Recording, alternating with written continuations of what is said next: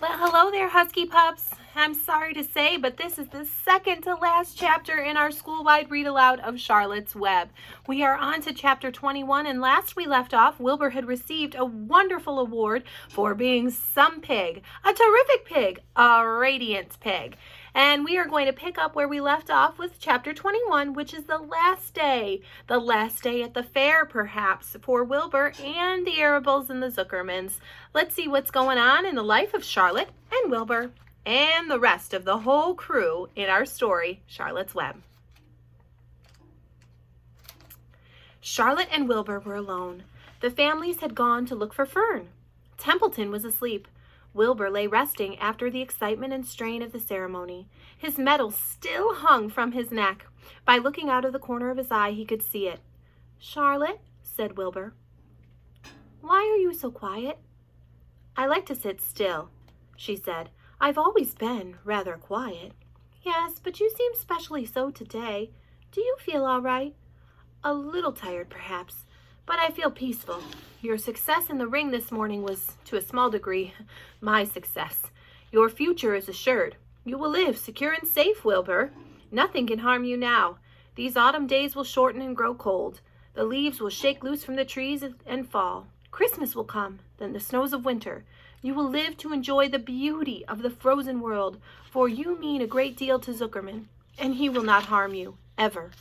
Winter will pass, and the days will lengthen. The ice will melt in the pasture pond. The song sparrow will return and sing. The frogs will awake. The warm wind will blow again. All these sights and sounds and smells will be yours to enjoy.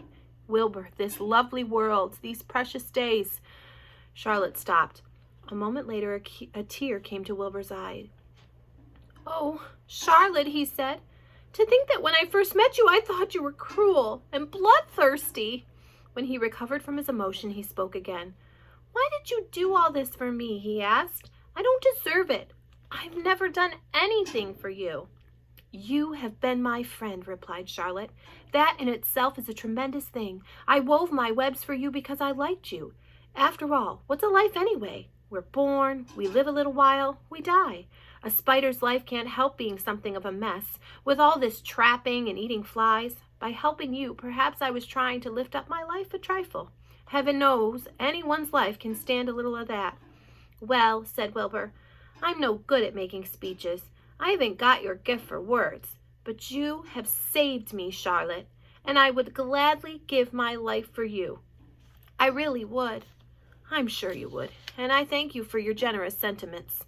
"Charlotte," said Wilbur, "we're all going home today. The fair's almost over. Won't it be wonderful to be back in the barn cellar again with the sheep and the geese? Aren't you anxious to get home?" For a moment, Charlotte said nothing.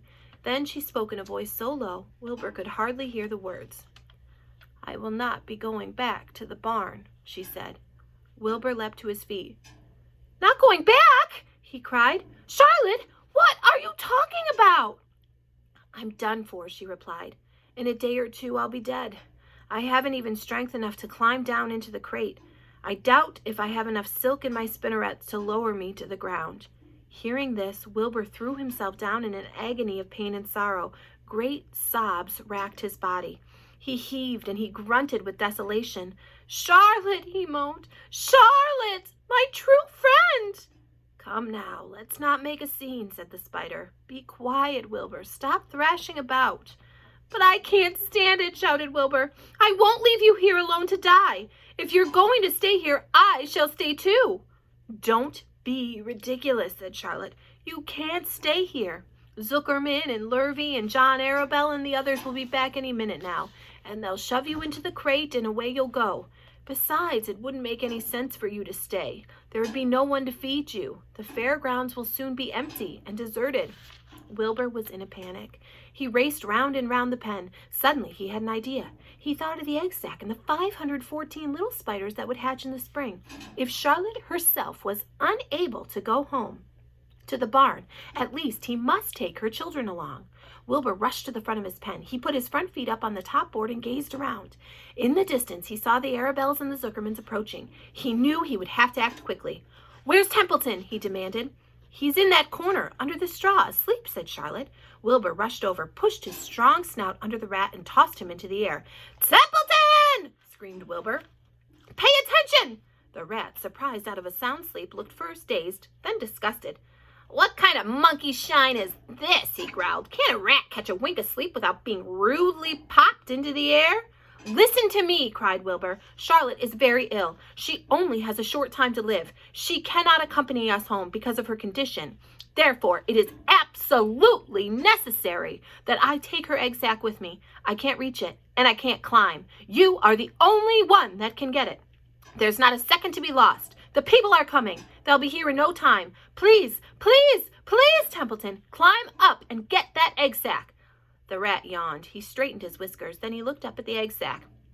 So, he said in disgust, so it's old Templeton to the rescue again, isn't it? Templeton, do this. Templeton, do that. Templeton, please run down to the dump and get me a magazine clipping.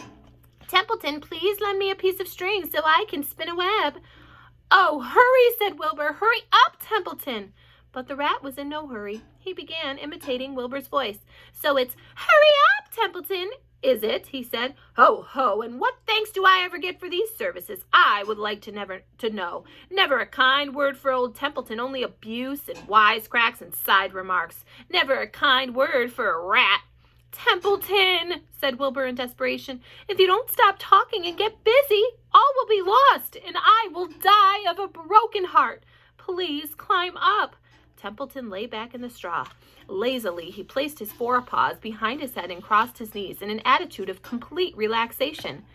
Die of a broken heart, he mimicked. How touching, my. I notice that it's always me you come to when in trouble, but I've never heard of anyone's heart breaking on my account. Oh, no, who cares anything about old Templeton? Get up, screamed Wilbur. Stop acting like a spoiled child. Templeton grinned and lay still.